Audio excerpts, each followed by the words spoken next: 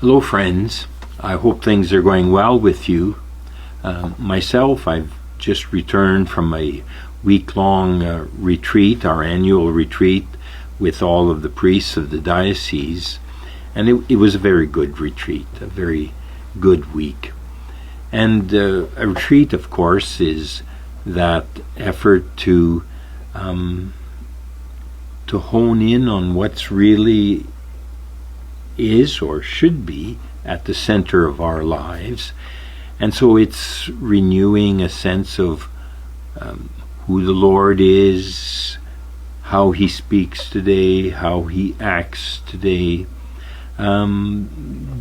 encountering Him and deepening the relationship between us and the Lord, and seeing then what does it mean to let His identity and His mission become our identity, our mission. So it's all about relationship. Now today I'd like to just share with you some reflections about that, about establishing relationships and discerning what brings us to become all that we should be in the, before God, with Jesus. And it's in that whole realm of social media, of platforms, of AI, of ChatGPT, that whole world, which garners a lot of reflection and a lot of conversation. It's part of our world, so much part of our world. But again, that whole realm of technology, like any tool, because it is a tool, needs to be discerned as to, for example, what content, what approach, what are its effects upon our mind, our heart, upon how we see the world, what moves our hearts in this world. So first and foremost, that whole world is something that needs to be discerned. And to realize that that whole world is about communication, and communication in view of a relationship.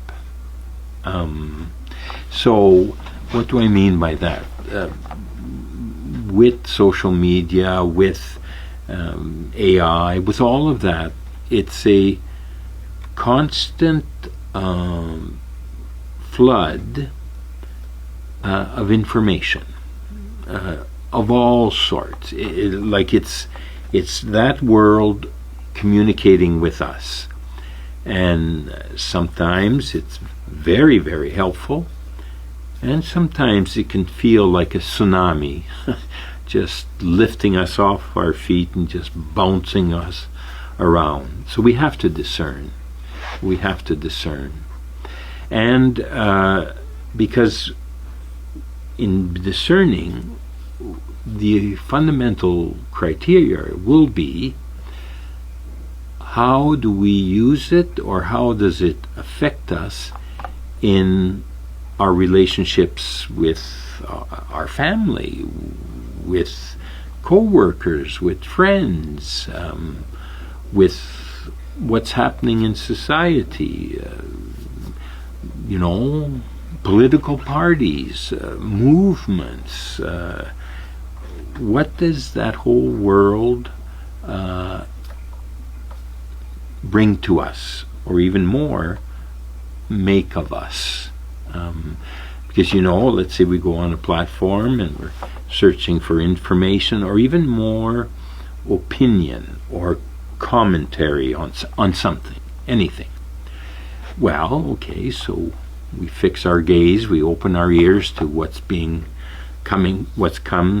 comes to us, and algorithms will make sure that if we ever ask the same question or go into the same field, it's going to be the same type of information, of approach,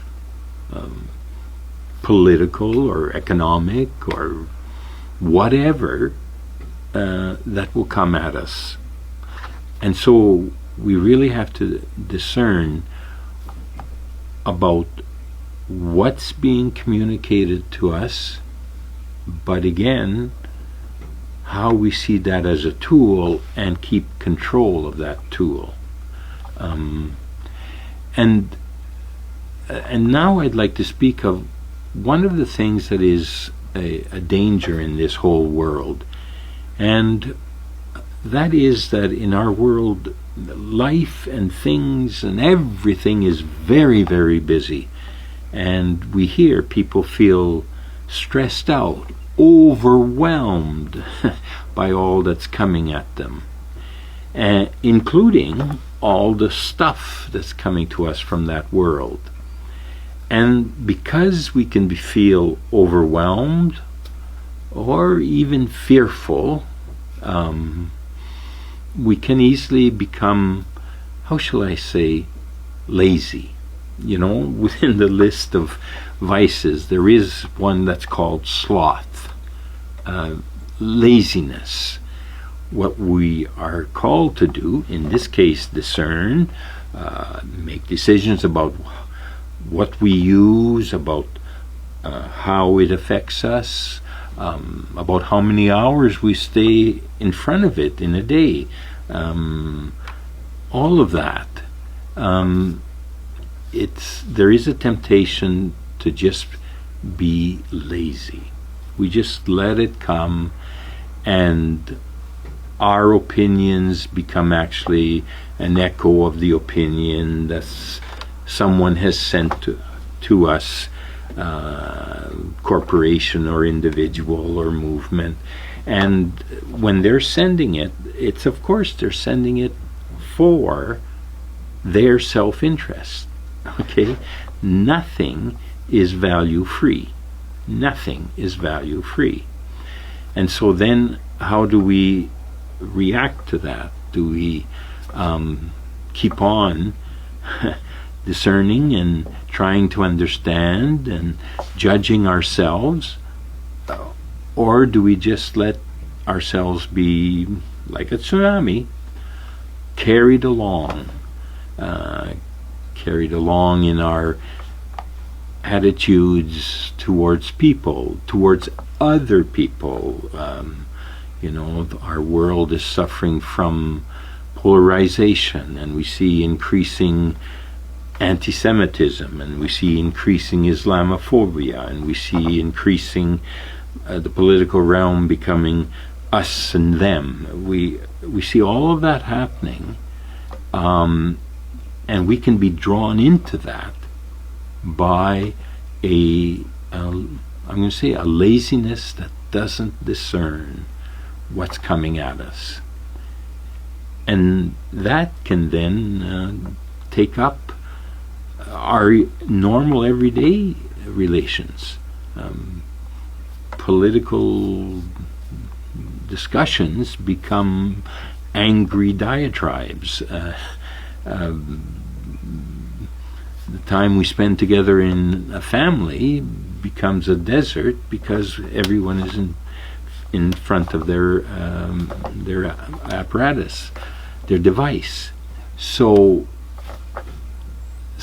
I'm just saying that we've got to be careful in our discernment of the use of this tool.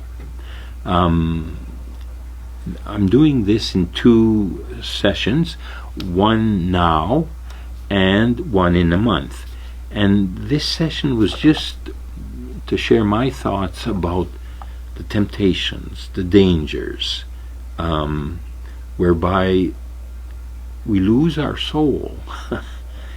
Next time, I'd like to talk about then the positive ways in which we can use this whole world, but for the sake of establishing safer, healthier relationships with real people, with our day-to-day life.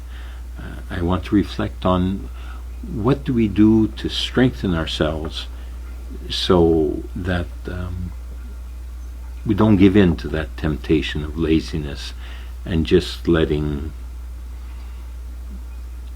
what is not us overwhelm us. So think about it yourselves, and I'll come back in a month with my further reflections. Thank you.